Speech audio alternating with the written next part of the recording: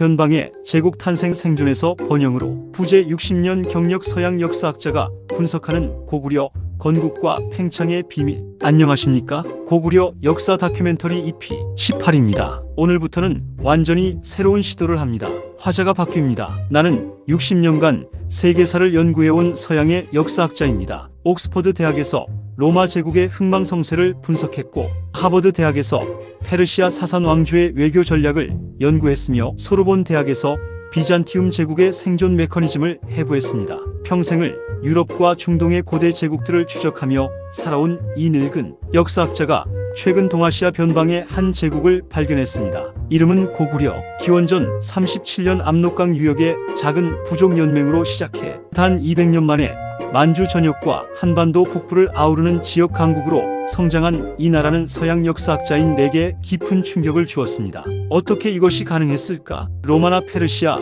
비잔티움과 비교했을 때 고구려의 특별함은 무엇이었을까? 그들은 어떤 지혜로 생존했고 어떤 전략으로 번영했을까? 나는 이 질문들에 답하기 위해 수많은 사료를 분석했습니다. 한국의 삼국사기와 삼국유사, 중국의 삼국지와 후한서, 일본의 일본서기까지 동원했습니다. 오늘부터 3부에 걸쳐 나는 고구려를 객관적이고 냉정하게 분석하려 합니다. 민족주의적 감정을 배제하고 한국과 중국의 사료를 교차 검증하며 세계사적 맥락에서 고구려의 진짜 위치를 찾아보겠습니다. 첫 번째 이야기는 변방의 제국 탄생입니다. 건국부터 태조대왕 시대까지 240년간의 성장 비밀을 파헤칩니다. 구독과 알림 설정 부탁드립니다. 그럼 시작하겠습니다. 제1장 지정학적 축복과 저주. 모든 제국의 운명은 지리에서 시작됩니다. 나는 60년간 이것을 목격해왔습니다. 로마가 강했던 이유는 지중해라는 내해를 장악했기 때문이고, 페르시아가 번영한 이유는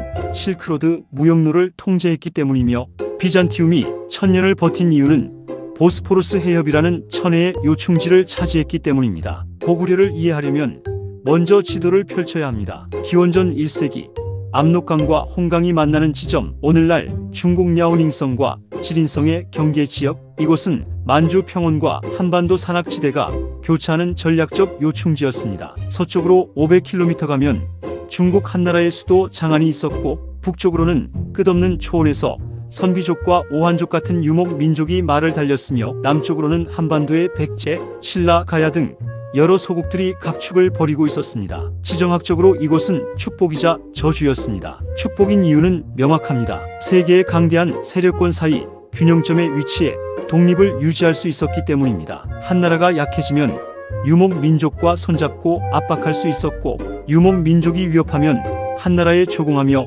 보호를 요청할 수 있었습니다. 한반도 세력들은 분열되어 있어 통합된 위협이 되지 못했습니다. 이것은 후대 비잔티움 제국이 페르시아와 게르만 부족들 사이에서 균형 외교를 펼친 것과 정확히 같은 원리입니다. 하지만 동시에 저주이기도 했습니다. 사방이 잠재적적으로 둘러싸여 있었고, 한순간의 외교적 실수나 군사적 패배가 곧 멸망으로 이어질 수 있었습니다. 후한서 동이열전 고구려조는 이렇게 냉정하게 기록합니다. 고구려는 산악이 많고 골짜기가 깊어 평지가 없다. 백성들은 산골짜기 사이에 거주하며 계곡의 물을 마신다. 좋은 밭이 없어 힘써 경작해도 식량이 부족하다. 이 지형적 조건은 방어에는 절대적으로 유리했지만 농업 생산성은 처참했습니다. 로마 제국이 지중해 연안의 풍요로운 곡창지대, 이집트와 북아프리카를 차지한 것과 달리 고구려는 척박한 산악지대에서 출발해야 했습니다. 고고학적 조사에 따르면 초기 고구려의 1인당 경작지는 평균 0.3헥타르에 불과했습니다. 이것은 중국 중원 지역의 절반 수준입니다. 하지만 역설적으로 이 척박함이 고구려인들을 강하게 만들었습니다. 부족한 자원을 전쟁으로 보충해야 했고, 그 과정에서 강력한 군사국가가 탄생했습니다. 이 지정학적 조건이 고구려의 운명을 결정했습니다. 평화로운 농경 문명이 아니라 전쟁과 약탈, 조공 외교로 생존해야 하는 운명 말입니다. 제2장 동명성왕의 건국 신화 해부. 기원전 37년 가을, 동명성왕 주몽이 졸본 지역에서 고구려를 건국했다고 삼국사기는 장엄하게 전합니다. 아래서 태어났고 부여의 왕자였으며 신비한 활쏘기 능력을 가졌고, 강을 건널 때는 물고기와 자라가 다리를 만들어 주었다는 이야기입니다. 나는 이 기록을 읽으며 웃음이 나왔습니다. 60년 경력의 역사학자로서 나는 이런 건국 신화를 수없이 봤기 때문입니다. 로마의 건국자 로물루스와 레무스는 늑대의 젖을 먹고 자랐다고 전해지고 몽골 제국의 칭기즈칸은 푸른 늑대와 흰 사슴의 후손이라 불렸으며 페르시아의 키루스 대제는 산속에서 양치기에게 양육되었다고 합니다. 건국 신화는 역사적 사실의 기록이 아닙니다. 이것은 정치적 정당성을 부여하고 민족적 자긍심을 고취하는 이데올로기적 도구입니다. 그렇다면 신화 뒤에 숨은 진짜 역사적 진실은 무엇일까요? 고고학적 증거와 중국 정사 기록들을 교차 검증하면 이런 그림이 나옵니다. 기원전 1세기 말 북방의 부여 왕국에서 권력 투쟁이 벌어졌습니다. 패배한 일파가 남하하여 압록강 유역에 정착했습니다. 이들은 그곳에 살던 토착 맥족과 예족 세력과 결합하여 새로운 정치체를 만들었습니다. 타이밍이 완벽했습니다. 당시 한나라는 무제 사후 쇠퇴기에 접어들었고 변방 통제력이 급격히 약화되어 있었습니다. 이 권력 공백기를 이용해 새로운 부족 연맹이 형성되었고 그것이 바로 고구려였습니다. 동명성왕 주몽은 실존 인물이었을 가능성이 높지만 그의 실제 업적은 후대에 과장되고 신화화되었습니다. 삼국지 위서 동의전은 훨씬 간결하고 냉정하게 기록합니다. 고구려는 부여의 별종이다. 이것이 객관적 진실에 더 가깝습니다. 고구려는 부여의 문화, 언어, 사회 구조를 계승하면서도 독자적인 정체성을 만들어냈습니다. 언어학적으로 고구려와 부여는 70% 이상 유사했지만 제사 의례와 군사 조직은 차이가 있었습니다. 이것은 로마가 그리스 문화를 계승하면서도 독자적 제국 시스템을 구축한 것과 정확히 같은 패턴입니다. 문화적 계승과 정치적 독립을 동시에 추구한 것입니다. 중요한 것은 신화가 아니라 초기 생존 전략이었습니다. 제3장 태조대왕 정복왕의 탄생. 서기 53년 10월 고구려 역사상 가장 위대한 군주가 왕위에 올랐습니다. 태조대왕입니다. 그는 무려 94년간 재위하며 고구려를 변방 소국에서 동아시아 지역 강국으로 끌어올린 전설적 인물입니다. 94년 재위, 이것이 사실일까요? 역사학자들 사이에서도 논쟁이 있습니다. 하지만 삼국사기의 기록이 일관되고 중국 사서와도 대체로 교차 검증되므로 나는 이를 신뢰합니다. 로마 제국 역사상 가장 오래 재위한 아우구스투스가 41년, 동로마의 콘스탄티노스 7세가 48년이었다는 것을 생각하면 94년은 인류 역사상 손꼽히는 장기 집권입니다. 삼국사기는 그의 업적을 상세히 기록합니다. 56년 동옥초를 복속시켜 동해안 진출로를 확보했습니다. 동해 해산물과 모피는 중요한 경제 자원이 되었습니다. 105년에는 서쪽으로 요동 지역을 공략하여 한나라 9년을 압박했습니다. 122년에는 남쪽 한반도 중부까지 진출하여 예맥족을 정복했습니다. 이것은 동서남 3방향 동시 팽창 전략입니다. 역사학자로서 나는 이것이 얼마나 어려운 일인지 압니다. 로마의 트라이아누스 황제가 동서남북으로 제국을 최대 영토로 확장했을 때도 그 재위는 고작 19년이었습니다. 태조대왕은 그것의 거의 5배에 달하는 시간 동안 지속적으로 팽창을 계속했습니다. 어떻게 이것이 가능했을까요? 첫째, 중국의 혼란을 전략적으로 이용했습니다.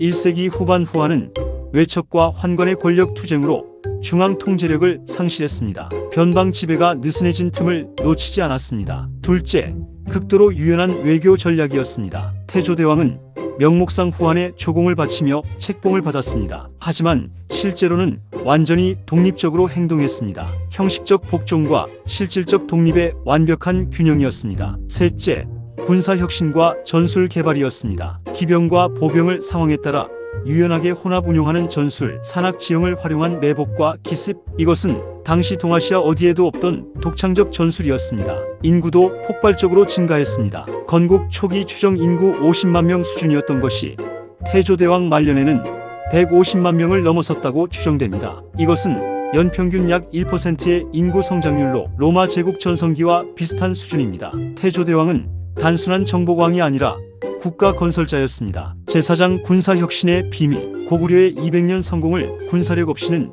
절대 설명할 수 없습니다. 후한서는 간결하지만 명확하게 기록합니다. 고구려는 산악에서 싸우면 당할 자가 없다. 이것은 과장이 아니었습니다. 실제로 후한의 여러 차례 정벌 시도가 실패로 돌아갔고 강력한 선비족의 대규모 침공도 격퇴되었습니다. 고구려 군대의 핵심은 기동성과 전술적 유연성이었습니다. 평야지대에서는 경기병을 주력으로 운용하여 빠른 기동전을 펼쳤습니다. 산악 지형에서는 중무장 보병이 매복과 기습 전술을 사용했습니다. 이것은 지형에 따라 군 편제와 전술을 완전히 바꾸는 놀라운 적응력입니다. 로마 군단이 팔랑크스와 레기온 대형으로 평야에서 무적이었던 것처럼 고구려는 산악과 산림지대에서 절대적 우위를 가졌습니다. 지형이 곧 무기였습니다.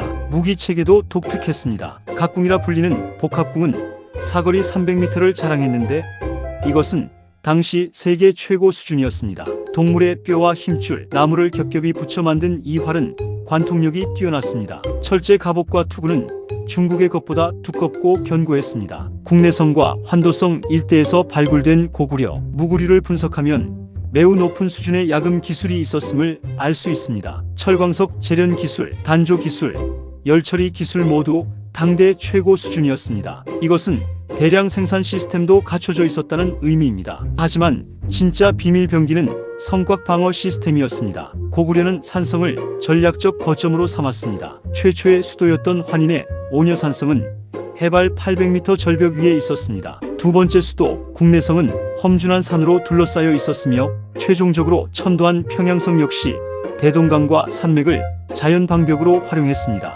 각 수도는 그 자체로 난공불락의 요새였습니다. 이것은 로마의 리메스 방어선, 즉 라인강과 도나우강을 따라 구축된 요새와 성벽의 연결망과 개념적으로 유사합니다. 삼국지 위선은 고구려의 성을 보고 이렇게 평가합니다. 성을 산 위에 쌓아 험준하여 공격하기 매우 어렵다. 이 방어 시스템이 훗날 수나라 113만 대군과 당나라 30만 대군을 막아내는 전략적 기반이 되었습니다. 군사력은 단순히 병사 숫자가 아닙니다. 전술 교리, 무기 기술, 방어 인프라의 총체입니다. 고구려는 이 세 가지를 모두 갖추었고 그것이 700년 생존의 비결이었습니다. 제5장 외교의 합리성. 고구려의 또 다른 강점은 냉철한 현실주의 외교였습니다.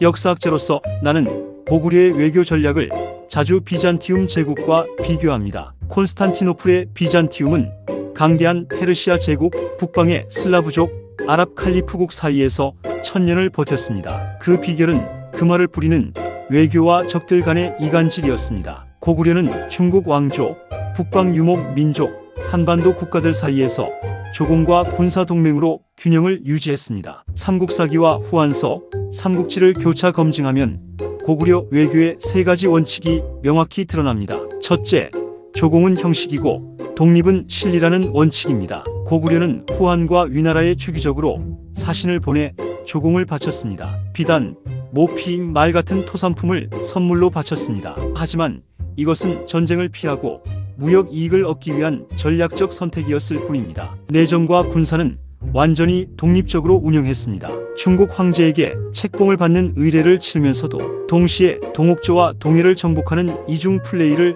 완벽하게 해냈습니다. 이것은 명분과 실리를 분리하는 철저한 현실주의 외교입니다. 둘째, 적의 적은 친구라는 원칙입니다. 2세기 중반 선비족이 후한을 압박하면 고구려는 선비족과 동맹을 맺어 후한을 공격했습니다. 하지만 선비족이 고구려를 위협하면 즉시 후한에 조공사절을 보내 협력을 요청했습니다. 이것은 전형적인 균형 외교로 18세기와 19세기 유럽 열강들이 사용했던 전략과 정확히 같습니다. 셋째, 힘의 우위가 있을 때 확장하고 열세일 때는 방어한다는 원칙입니다. 태조대왕 시기 중국이 후한 말 혼란기에 빠졌을 때 적극적으로 요동 지역을 공략했습니다. 하지만 조조의 위나라가 강력해지자 즉시 방어적 외교로 전환했습니다. 후한서는 고구려를 교활하고 강하다고 평가합니다. 중국 입장에서는 비난이었지만 역사학자 입장에서는 이것은 최고의 칭찬입니다. 약소국이 강대국 사이에서 생존하려면 교활해야 합니다. 정직한 약소국은 멸망합니다.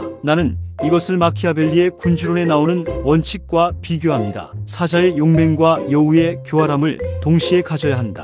고구려는 바로 이것을 실천했습니다. 사자처럼 싸우고 여우처럼 협상했습니다. 로마가 초기에 강했던 이유 중 하나가 외교의 유연성이었듯 고구려도 마찬가지였습니다. 제6장 내부 통합의 성공. 제국은 정복만으로 만들어지지 않습니다. 정복한 땅과 사람들을 하나로 묶는 내부 통합이 필수적입니다. 고구려는 초기에 전형적인 부족 연맹 체제였습니다. 게르보, 소노보, 전로보, 순노보, 관노보라는 5부족이 각자의 영역과 군사력, 행정권을 가지고 있었습니다. 왕은 게르보에서 나왔지만 다른 부족의 대가들도 상당한 권력을 가졌습니다. 중요한 결정은 부족장들의 회의에서 이뤄졌습니다. 이것은 초기 로마의 라티움 동맹, 즉 로마와 주변 라틴 부족들이 느슨하게 결합했던 형태와 매우 유사합니다. 하지만 로마가 그랬듯이 고구려도 팽창하면서 중앙 집권화가 필요했습니다. 태조대왕 시기 왕권이 점진적으로 강화되었습니다. 왕은 군사 지휘권과 제사권을 독점했습니다. 하늘에 제사 지내는 것은 왕만의 특권이 되었습니다. 관료제를 도입하여 귀족들을 관직에 편입시켰습니다. 하지만 이것은 완전한 전제왕정으로 가지 않았습니다. 귀족들은 여전히 상당한 토지와 사병을 보유했고 중요한 국가 결정은 귀족회의에서 논의되었습니다. 이것은 왕권과 귀족 권력의 섬세한 균형 시스템입니다. 로마의 원로원과 황제 간의 관계, 비잔티움의 황제와 대귀족들 간의 권력 균형과 비슷합니다. 완전한 독재도 아니고 완전한 민주도 아닌 혼합 정치였습니다. 정복지 통치 방식도 놀라울 만큼 유연했습니다. 고구려는 정복한 동옥조와 동해 지역에 직접 통치를 강요하지 않았습니다. 대신 현지 수장을 인정하고 자치를 허용하면서 조세와 군역만 요구했습니다. 삼국지는 이렇게 기록합니다. 동옥조는 고구려에 예속되어 있으나 대인이 스스로 다스린다. 이것은 로마의 속주 동맹시 제도와 정확히 같은 개념입니다. 완전한 병합과 직접 통치보다 느슨한 간접 지배가 행정 비용이 적게 들고 반란 위험도 줄어듭니다. 삼국사기는 고구려 제도를 관직이 많고 법이 엄격하다고 기록합니다. 실제로 고구려는 대대로 패자, 고추가 등 12등급의 관등 체계를 운영했습니다. 이것은 로마의 원로원 위계나 중국의 관료제와 비슷한 수준입니다. 중앙 집권화가 진행되었지만 동시에 지방 자율성도 인정되는 균형 잡힌 통치 시스템이었습니다. 이 내부 통합의 성공이 240년간의 안정적 성장을 가능하게 했습니다. 제7장 일부 평가 성공의 요인, 기원전 37년부터 서기 200년까지 약 240년간 고구려는 어떻게 성장했을까? 서양의 역사학자로서 나는 세 가지 핵심 요인을 제시합니다. 첫째, 지정학적 이점을 100% 활용했습니다. 중국 왕조의 교체기와 혼란기를 정확히 포착하여 팽창 시기로 삼았습니다. 북방 유목 민족과의 복잡한 관계를 외교적으로 잘 관리했으며 한반도 진출 타이밍도 완벽했습니다. 만약 고구려가 한 무제의 전성기나 후한 광무제 시대에 건국되었다면 즉시 멸망했을 것입니다. 건국 시점이 완벽했고 이후 팽창 타이밍도 정확했습니다. 이것은 단순한 행운이 아니라 전략적 판단이었습니다. 둘째, 군사력과 외교력을 완벽하게 병행했습니다. 힘이 있을 때는 군사로 밀어붙였고 힘이 약할 때는 외교로 시간을 벌었습니다. 전쟁과 평화를 자유자재로 전환하는 능력이 탁월했습니다. 로마가 군사력만으로 제국을 만든 것이 아니듯 고구려도 외교 없이는 불가능했습니다. 셋째, 유연하고 점진적인 내부 통합이었습니다. 왕권을 강화하면서도 귀족의 반발을 최소화했고 정복지의 자치를 허용하면서도 조세와 군역을 확보했습니다. 급진적 개혁이 아닌 점진적 변화로 사회적 안정을 유지했습니다. 이 균형 감각이 240년 안정의 핵심이었습니다. 하지만 한계도 명확했습니다. 농업 생산성은 중국의 절반 수준이었고 총인구는 중국의 10분의 1도 안 되었으며 경제 기반은 근본적으로 취약했습니다. 고구려는 전쟁 경제에 의존했습니다. 정복을 통한 약탈과 조공이 국가 재정의 중요한 부분을 차지했습니다. 정복을 멈추면 재정이 악화되는 구조적 한계가 있었습니다. 이것은 훗날 과잉 팽창과 멸망의 씨앗이 되었습니다. 영국의 역사학자 폴 케네디가 강대국의 흥망에서 말한 제국의 과잉, 팽창 이론이 고구려에도 그대로 적용됩니다. 하지만 그럼에도 240년은 기적이었습니다. 압록강 유역의 작은 부족 연맹이 만주와 한반도 북부를 지배하는 지역 강국으로 성장했습니다. 영토는 약 50만 제곱킬로미터, 인구는 150만 명. 이것은 당시 동아시아에서 중국 다음 가는 규모였습니다. 이제 고구려는 더 큰 무대로 나갈 준비가 되어 있었습니다. 다음 시대는 황금기입니다. 오늘은 고구려의 건국과 초기 240년간의 성장을 서양 역사학자의 관점에서 냉정하게 분석했습니다. 지정학적 이점의 활용, 군사혁신, 현실주의 외교, 유연한 내부 통합, 이 네 가지가 변방의 부족을 지역 제국으로 만들었습니다. 하지만 이것은 시작에 불과합니다. 다음 편 EP 19에서는 광개토대왕과 장수왕의 시대를 다룰 것입니다. 고구려 역사 700년 중 가장 찬란했던 황금기 100년입니다. 만주 전역을 정복하고 한반도 중부까지 진출하며 독자적 연호를 사용하고 중국과 대등하게 맞섰던 그 시대 동아시아 최강국으로 우뚝 선 고구려의 자존감과 번영을 다룰 것입니다. 서양 역사학자의 눈으로 본 고구려 황금기, 그 세계사적 의미를 객관적으로 평가하겠습니다. 구독과 좋아요, 알림 설정 부탁드립니다. 감사합니다.